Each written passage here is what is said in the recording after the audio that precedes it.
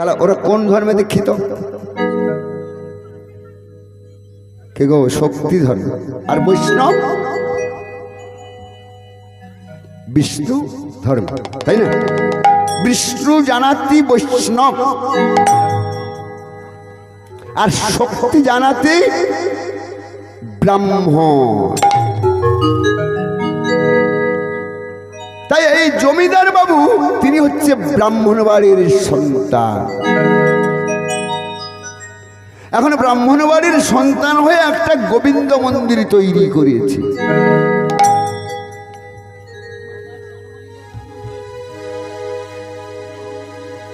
বলছি তাহলে বাবা সেই জমিদার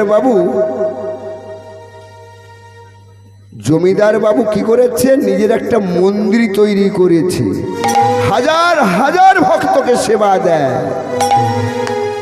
আর এদিকে এক ভক্ত চলেছে, তার নাম কি জানো?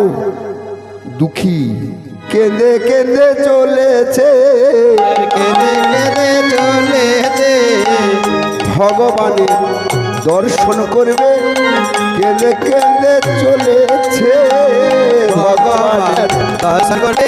কেঁদে কেঁদে চলেছে, ভগবানের দর্শন করবে। কেঁদে কেঁদে চলেছে, ভগবানের দর্শন করবে। কেঁদে কেঁদে চলেছে। ভগবানের মন্দিরে যাওয়ার জন্য সবার